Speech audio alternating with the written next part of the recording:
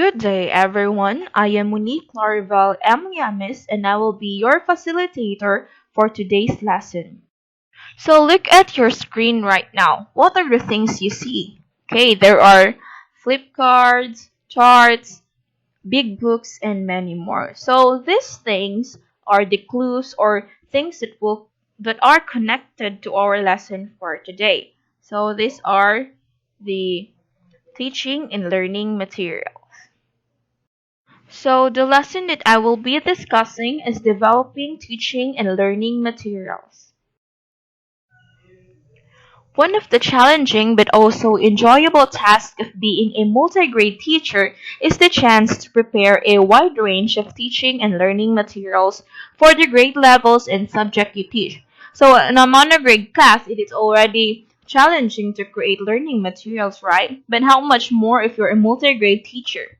So even though things like that is challenging, it is also enjoyable because you learn to become creative and you tend to think of many ways that and you learn from it. So to keep this organized, each set of grade level materials can be placed in a folder including specific content to be taught and guidelines in how to teach it in the most effective way. So these are some of the examples on how you can keep your learning and teaching materials organized. Teaching and learning materials should be developed keeping in mind flexible grouping across grades. If possible, the following can be used as support material in the class and be openly displayed for all students to use. Examples of these are books, play materials and toys, specific subject kits, storybooks, musical instrument, and dictionaries, and even encyclopedia if available, along with paper, pencils, crayons, paint, color markers, a whiteboard or chart paper, maps, and models. So you can have a bookshelf or a part of your classroom has these materials where students can freely use it. You can also develop student worksheets on different concepts and themes in the curriculum. This should be designed keeping in mind the level of each grade and of individual. The worksheets may be prepared from the reference materials available in the class and on the basis of the theme chosen for delivery in the class. This is an example of worksheet for primary grade, and this worksheet is a good example of a resource that is student-friendly and helpful in developing skills both in reading, comprehension, and in the naming of animals and plants. Teaching and learning materials are required in a large quantity due to the diverse grades studying in one classroom. This can include visual aids such as weather charts, flashcards, word or sentence cards, picture cards. They can also include audio resources, for example, radio or speech. Your multi-grade classrooms might be in a location where the resources at your disposal are very limited.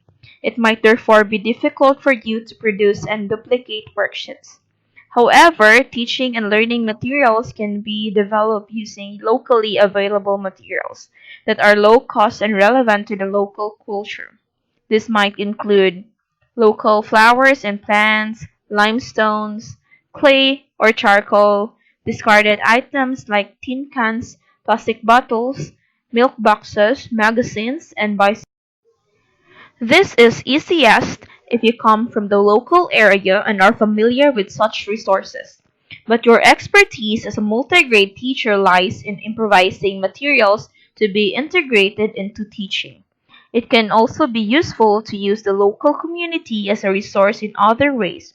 For example, you could start to go on nature trail walks in the local area, start a school garden, or invite members of the community to talk to the. To keep track of the materials you have developed for your classroom or might need to develop, it is helpful to make a list of topics to enable you to identify resources and integrate the resources that are relevant to the topic at the right time.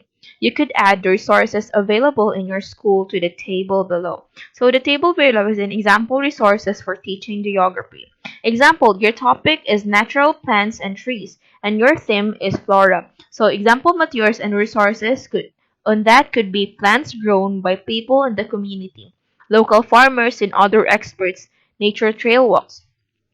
And another example is for the topic local cultural personalities, historical characteristic, major historical events of the locality, and the theme is local history. So the resources that you can use is you can ask local experts to come in to talk about the history of your local area. If your town or village has a library or museum, why not organize a visit?